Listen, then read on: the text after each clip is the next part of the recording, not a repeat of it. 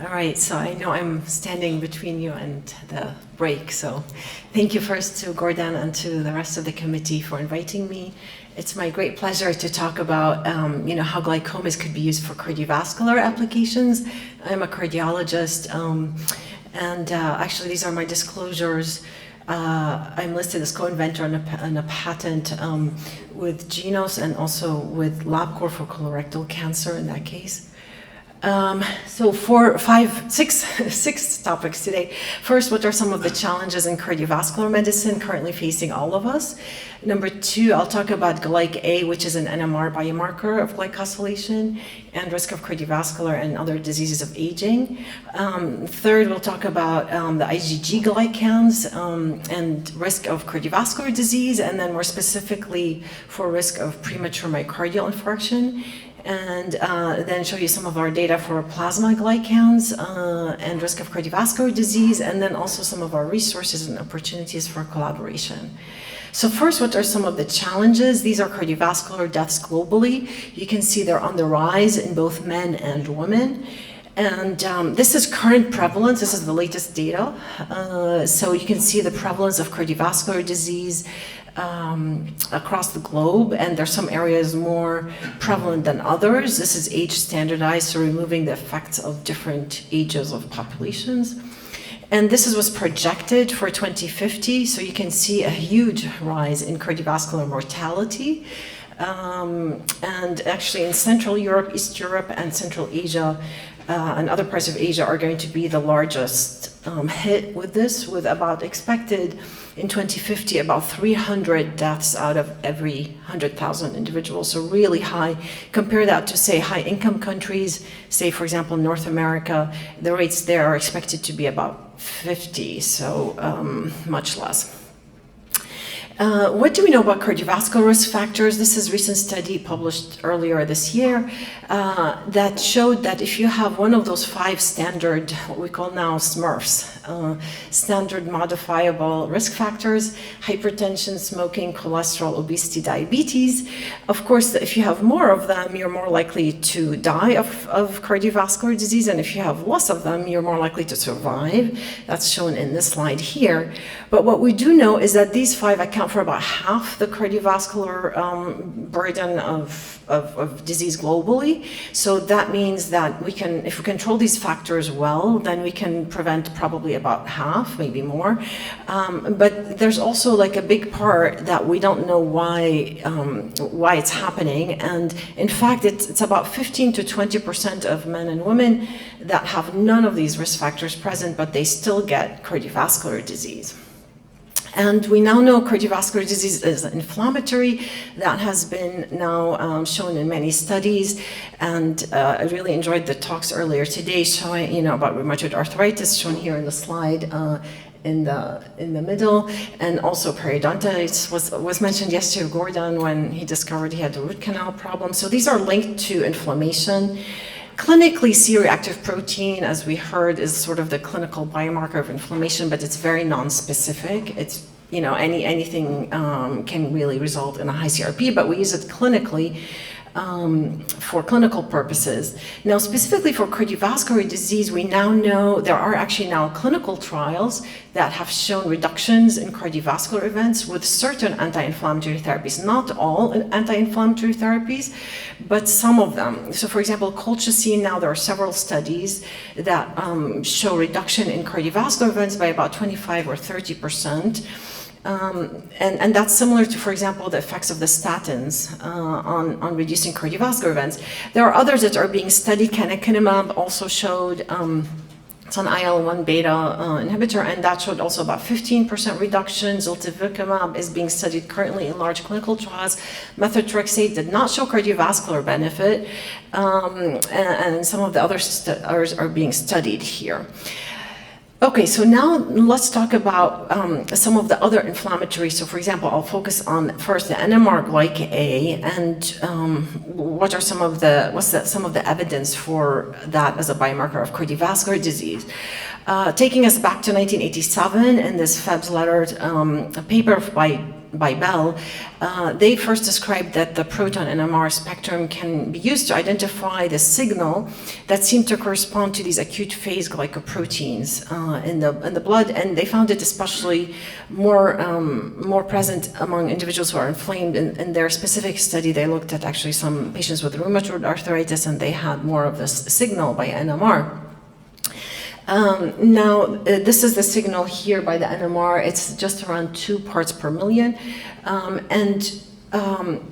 it's thought to represent the branching, like the N-glycan branching. That's what is thought to be contributing to the signal of the NMR. And in particular bi, tri, and tetraatenery, N-linked glycan chains. And it's thought to be that the glycoproteins contributing to it are represented here. Alpha-1 acid glycoprotein is thought to be a lot of the contribution. Alpha-1 antitrypsin, alpha-1 antimyotrypsin, haptoglobin, transferrin. Note that there's no significant contribution from IgG to the NMR glyc A signal.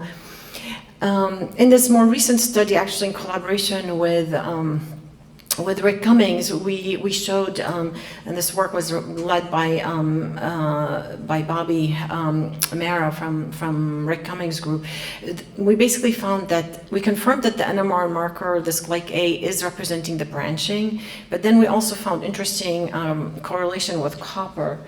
Shown here. You can see there's positive correlation R squared of 0.34, and that was even greater correlation than some of the branching. So I'm not really clear why, but very interesting.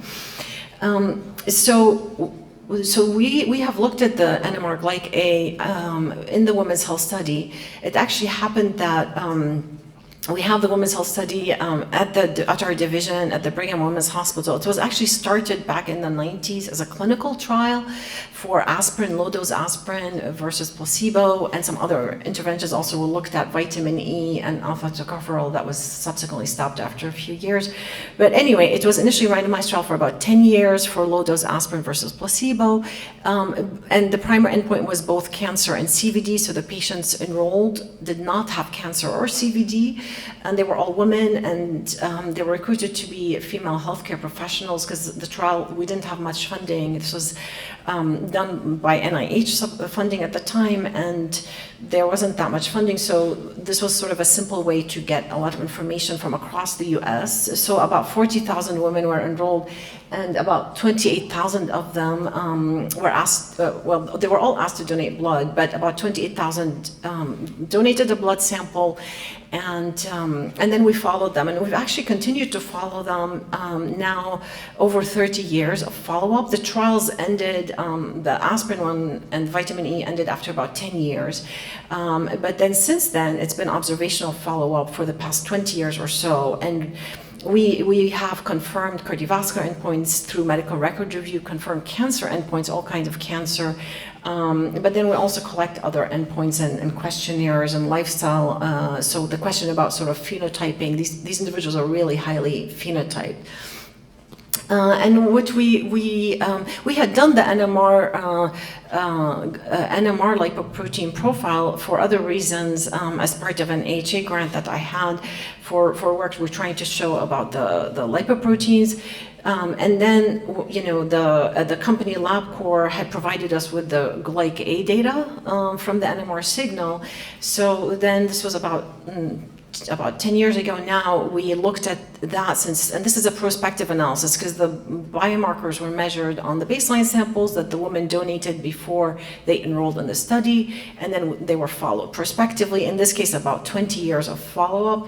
And you can see here that the glyc A signal contributed to risk of cardiovascular disease. So the women who had higher CRP and higher glyc A had more events, cardiovascular disease events, compared to those who had both low. And if you had either high CRP or high glyc A, your risk was somewhere in the middle. But there was some overlap in terms of information, but there was also additive information. And this is just showing some of the correlations if you're interested in sort of knowing what does the glyc A correlate with. The darker the line, the more the correlation. So you can see it correlates with CRP and other inflammatories such as fibrinogen or soluble ICAM, but it also relates to triglycerides, relates to lipoprotein insulin resistance and some of the other cardiometabolic pathways. And we also looked at, we had another study also in our group. We do a lot of clinical trials. So this is another trial, the Jupiter trial, that showed that if you give people who are healthy otherwise, but have high evidence of inflammation in their body, if you give them statin, high intensity statin versus placebo, you reduce cardiovascular events by about half almost during even over a few years. So we leveraged that. Again, we had baseline samples from the Jupiter. These Jupiter participants came not just from the US, but there were 26 countries across the globe. And we had their baseline samples stored in our labs. And we also leveraged the idea that we had also had measured the NMR spectra, and we identified the Glycome. And in fact, actually, we found even stronger relationship here with cardiovascular events. And that was the case whether or not they were on statin or on placebo. So that suggests that regardless, even after you treat patients with statins, and we know statins have anti-inflammatory properties, so regardless of that, they still have risk if the Glycome is elevated. And then subsequently, several other studies have showed, multiple studies have showed consistent association of this Glycome biomarker with cardiovascular risk. And it's similar to C-reactive protein, but can also be additive. We also found in the women's health study, again, since we had all these other endpoints, we following the women over time. We also have incident diabetes, which is mostly type 2 diabetes, because these are adults in our study population. And we also found, again, the same relationship that if you had high levels of Glycome, you had worse, more risk for type 2 diabetes. And this is also subsequently confirmed in other studies, including in high-risk patients who may have renal disease or other vascular disease. We also show, I know there's interest in longevity, and we also found that the individuals who had higher levels of the Glycome at baseline, if you follow them over time, they were more likely to die.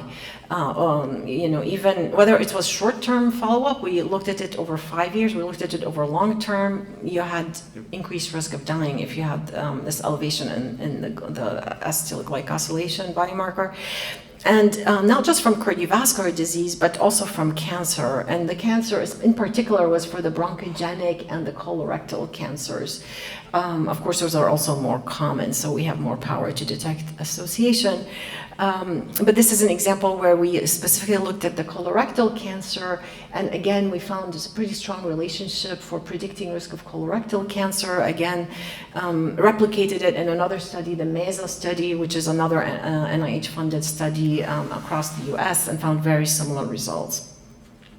And then around this time, actually, Gordon happened to have come to Harvard and gave a talk there, and so we met and we were chatting, and we're like, well, we should really look at the, both the IgG and the plasma glycosylation. So now I'll tell you some of our studies that are more recent, looking at those. So basically, this is kind of the structure of some of the studies I'll be mentioning now. So we did the study design is 2 nested case control studies. So what that means is actually the cases are incident. So we're not looking at prevalent cardiovascular disease. If you look at prevalent cases, that can be confounding. But these were patients who initially did not have the events, and then over time subsequently got the events. And we have the fortune of following these people forward. So now we know which ones got events, which ones didn't, but they provided their blood at baseline, so we could look at risk of future cardiovascular events, and this way avoid some of the confounding. And because we have the nested case control, we matched them. So we got the cases, we matched them with controls. And we used 2 different study populations. One was primary prevention. That was our discovery. That was the Jupiter trial I was just mentioning to you. But these are inflamed participants. But otherwise, they had the risk factors. Their LDL cholesterol was not very high, but they had inflammation for some reason. And then for validation, we used a secondary prevention, so a different study that's also actually a statin trial. But these were patients who had some evidence of chronic angina or prior MI.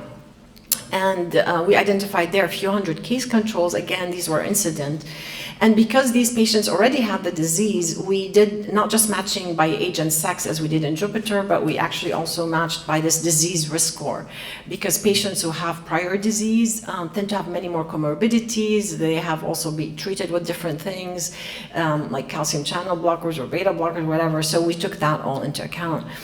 And we looked at those two studies, and we measured actually with Gordon and Ganos, we measured the IgG and the plasma glycans. So the summary of the first set of results is here. This is work done by Rosangela Hoshi, who's a postdoc fellow in our group.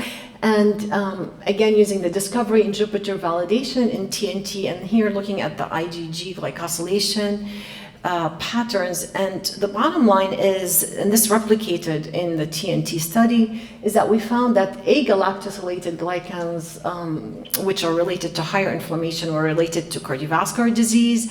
The galactosylated glycans, which are related to lower inflammation, were related to lower risk of cardiovascular disease. And the sialylated glycans were also associated with lower cardiovascular disease. And this was independent of the other risk factors that we adjusted for, like even we adjusted for C-reactive protein.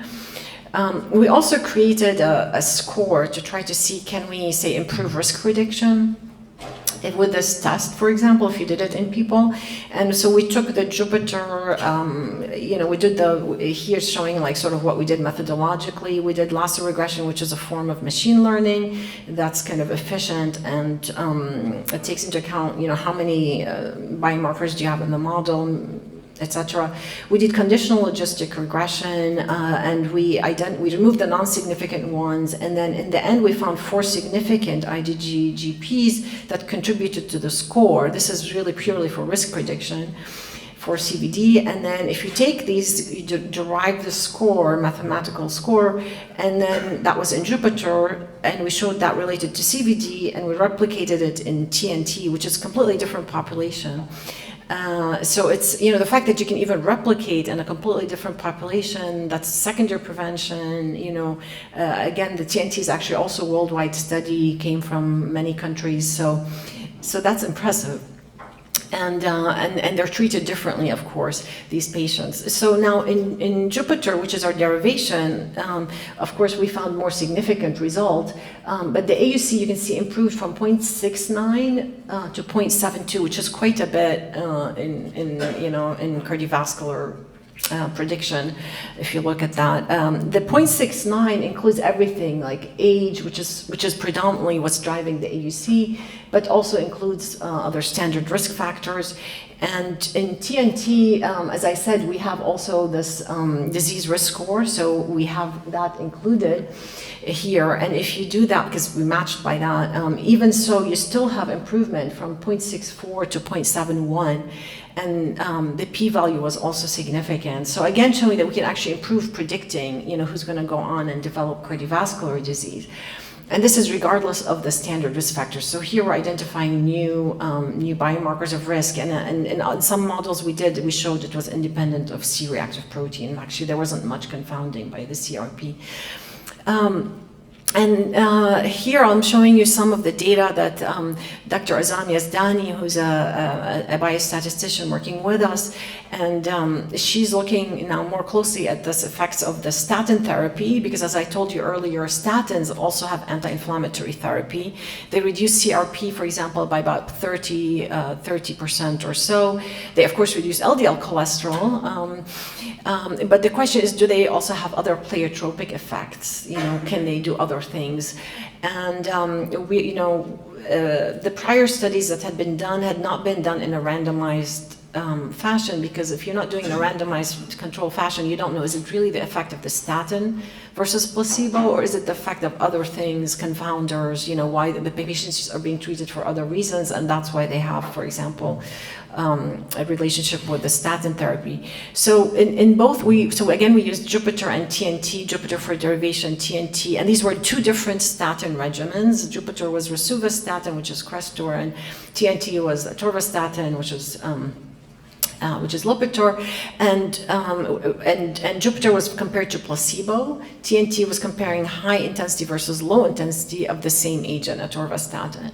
And in fact, actually, we found that there were several biomarkers from the IgG and glycan peaks that significantly changed over a 1-year period that were really due just to the intervention, the statin versus placebo in Jupiter, and then also replicated in TNT with high versus low intensity statin. So again, very interesting, and this here just shows you some of those differences.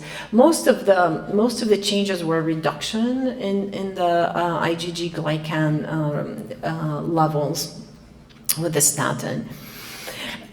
So next step is I'm going to show you some other aspects that we applied it to, and that's for premature myocardial infarction.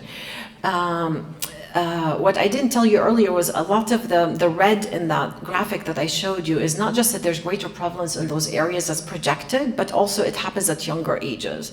So this affects in particular the MENA region, South Asia region, and Central Europe and Central Asia, where the disease happens, but also it happens at younger ages. So then it affects, you get more disability from it because the patients die younger, and so you lose all that, the people's lives are cut much shorter. So this is collaboration we did with actually Dr. Alawi al-Sheikh Ali in the UAE, and we got funding from Harvard to do the study called Gulf Prevent, where we recruited patients coming in with premature MI in the UAE, in Abu Dhabi. And we recruited them and we got controls also at the same time. And in collaboration also with Gordon, we measured their IgG glycans. And this just to show you that these patients were young, the cases were about 46. We tried to match them by age. Generally we're successful, but of course there's still some age differences, but the controls were also young. There's about 10% that were women. The population was very heterogeneous. This is in the UAE, but a lot of foreigners are in the UAE. So actually the natives were only about 10% of the study population. 90% was non-UAE, and those came from 140 nationalities by self-report. And a majority of participants came from Middle East and Asia, like India, Pakistan. A lot of them were workers, etc. So anyway, we took this population and we profiled their IgG glycans. Now this is different. This is not predicting risk of future events because the MI is happening now. We're collecting the blood now from the patients as they're coming in. They're all inflamed. They're having their heart attack. They're going for procedures. We get their blood within 24 hours of them coming in, and we identify controls that are from the same population base. So we matched by age and sex and nationality, actually, like UAE versus non-UAE. And we looked and we collected their blood and all kind of questionnaire data, and we ran their IgG glycans. And what's interesting is we found very similar results as well, like that you could identify certain IgG glycans, in particular bisecting glycanacs, that related to the risk of premature MI. And even after you adjust for the standard risk factors, including BMI and CRP, the glycan peaks that are significant by FDR, meaning we adjusted for multiple testing, are in red. And you can see there's also other ones here in blue. If they're above the line, they did not cross the line, they're nominally significant. And could be we're limited by the number of cases. So that could be a true association as well, just that we're not 100% sure, is it multiple testing or is it true association, because we may have limited number. Of course, ideally this should be done in more patients as well. And this is the summary of the results. So again, we found that it seemed to us that the bisecting glycanacs were the ones that in particular seemed to be significantly related to the premature MI shown here. We also developed actually a glycan score. This is work done by Muhammad Ammar. He's a cardiologist from Egypt who happened to spend a couple of years with us. And this is nice work that he did. And I also, again, identified that you can develop a score that's independent of the standard risk factors and use that to relate that to the risk of premature myocardial infarction. So finally, about the plasma glycans, you may ask, well, how about plasma glycans? And we also measured the plasma glycans, not yet in the Gulf Prevent, hopefully we will too, but this is data from the Jupiter and the TNT studies. And this was our hypothesis a priori that in particular we'll find that the plasma and glycans that involve galactolysation, silation, corpusculation are associated with lower risk of cardiovascular disease, and then the opposite, and that bisecting glycanactin would be associated with higher risk of incident CVD. And again, we used the same study design as before, and we looked at that in both Jupiter, TNT, and then we also did meta-analysis of the two. And again, nicely, the results replicated, and so if you want, you can just look at the meta-analysis findings, which are in this orange, the combined results. So anything that does not cross the line is significant. And that's why I'm showing you these ones here on the slide. I didn't show you the ones that were not significant. By significant, I also mean adjusting for multiple testing. There were some that seem interesting but did not meet the multiple testing threshold. And again, it kind of confirmed our hypothesis that these were related to those pathways that we hypothesized would be related to them. So in the interest of time, we'll go on to, that was the hypothesis showing you that they were very, very similar to what we had predicted. These are some of the other biomarkers that we correlated some of these proteins, the signals to. So we looked at some other biomarkers that we had, such as the glyc-A signal I mentioned before, or C-reactive protein, lipids. So there's some interesting correlations there with inflammation and other biomarkers. We also created a score, and that's still kind of work in progress. Of note, the baseline in year 1 plasma glycans were really highly correlated with each other. So these measurements are very stable in these blood samples, despite that these samples have been in our freezers for at least 10 years or so. So they had quite excellent stability and reproducibility. So opportunities for collaboration, just the last few minutes. So we have all these studies, we have banked samples in our freezers, and the women's health study in particular is a nice resource. It's deeply phenotyped. We've had many ancillary grants and collaborations and publications. And even though CVD and cancer were the primary endpoints of the study, and that's why we actually got medical records and reviewed them closely, but we also have a number of other endpoints that we've tracked over time, shown here on the slide from all aspects. We have also have a subset underwent a physical activity accelerometer, about 17,000 of those women. We also have, as I said, blood stored on about 28,000 of them. And we have genetic data, both DNA and exosome data on over 26,000 of them. We also have the NMR profile, and we have other inflammatory and lipid and lipoprotein, A1C, other clinical data. And we have also mass spectrometry, lipidomics, metabolomics, proteomics data on some smaller subsets of the women. And this is just a summary of some of our studies. So in case you're interested in either replication or some other project, we're happy to think about it with you. So yeah, these were the topics we discussed, and I look forward to your questions. Thank you again for inviting me, and of course this work is very collaborative, so I want to thank all my collaborators on this. Thank you. Happy to take questions.